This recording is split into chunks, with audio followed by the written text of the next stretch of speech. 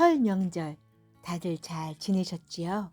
이번 설은 집합이 제한되어 있어서 조촐하게 가족끼리만 지내셨을 거예요. 아쉬움을 남기며 다음에 맞이하게 될 명절을 기다려 봅니다. 우리나라 음력 1월 1일 설날에는 보통은 차례를 지내고 친척이나 이웃 어른들에게 세배를 하는 것이 고유의 풍습이지요. 금은밤에 잠을 자면 눈썹이 하얗게 샌다고 하여 밤을 지새우기도 하죠. 세배를 한 후에는 윷놀이, 널뛰기, 연날리기 등 여러 민속놀이를 하며 이날을 즐기기도 하고요. 전 세계가 한 해의 시작을 태양력에 기초한 국제 달력에 맞추어서 1월 1일로 지키죠. 하지만 우리나라를 포함해서 중국 문화권의 국가에서는 전통적으로 달을 기준으로 하는 태음력에 기초해서 음력 새해를 지켜요. 그렇다면 유대인들은 어떨까요? 유대인들은 성서시대부터 자체적으로 태음력에 기초한 신년을 지켜왔어요. 유대인들은 나팔을 불며 새해를 알린다고 해요. 그래서 성경의 유대인들의 새해가 나팔절이라는 이름으로 등장합니다.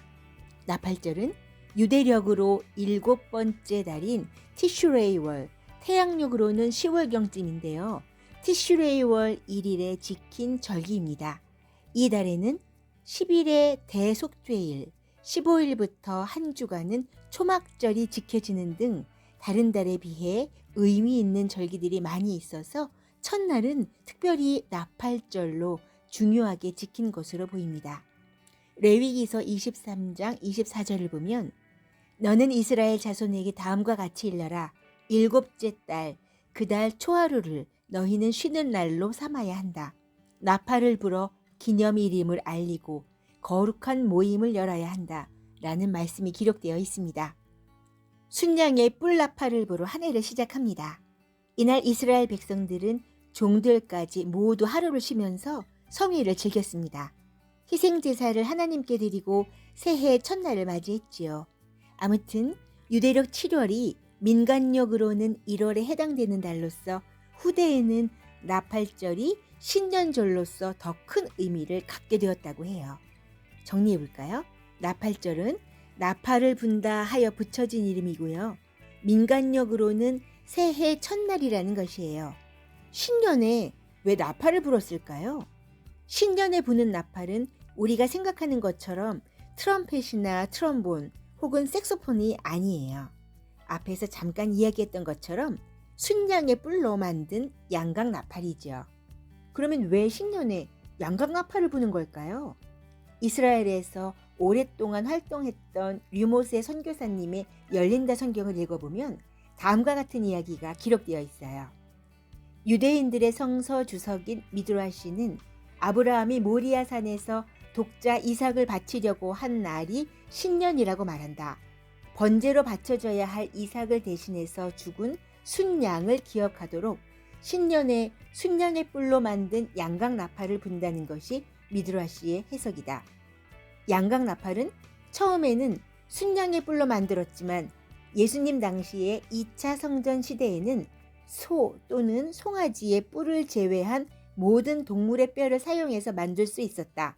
소의 뿔을 제외한 이유는 하나님이 금송아지 사건을 기억하실까 염려해서라고 한다.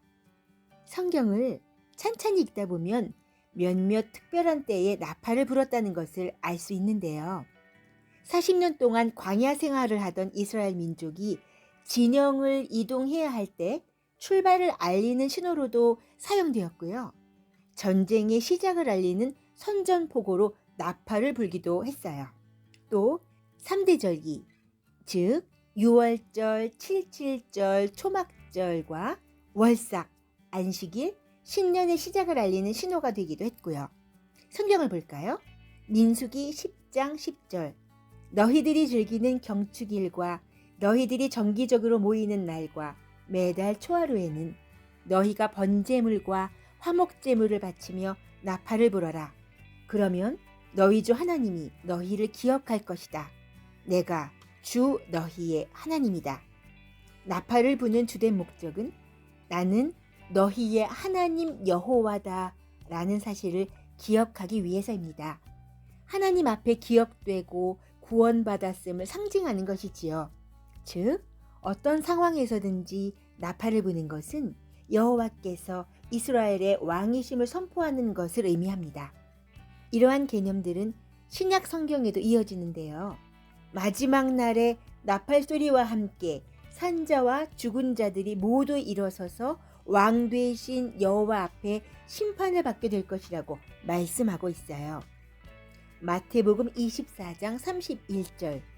그리고 그는 자기 천사들을 큰 나팔 소리와 함께 보낼 터인데 그들은 하늘 이 끝에서 저 끝까지 사방에서 그가 선택한 사람들을 모을 것이다.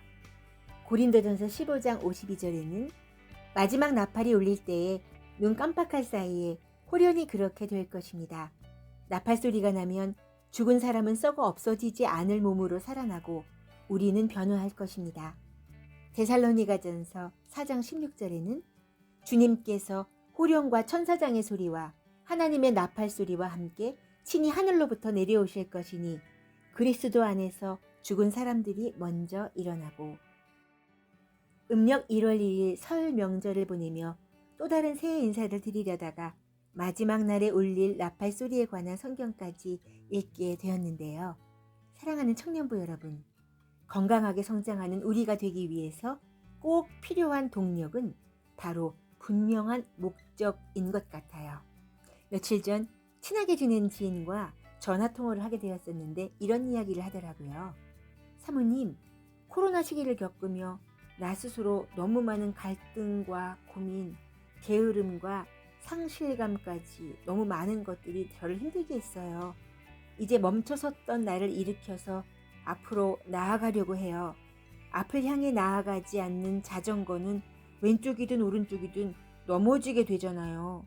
그래서 이번 설 연휴 때는 나를 다시 돌아보고 회복하는 시간을 가져볼래요. 사랑하는 우리 청년들이여, 동력의 근원이신 성령님과 함께 새롭게 출발해 봅시다. 힘의 원동력이 되시는 성령님과 함께 나아가다 보면 길이 보이게 되고 그 걷는 길이 탄탄해질 것입니다. 우리 서로 파이팅하는 한 주간 되십시다. 사랑하고 또 사랑하며 더욱 사랑합니다.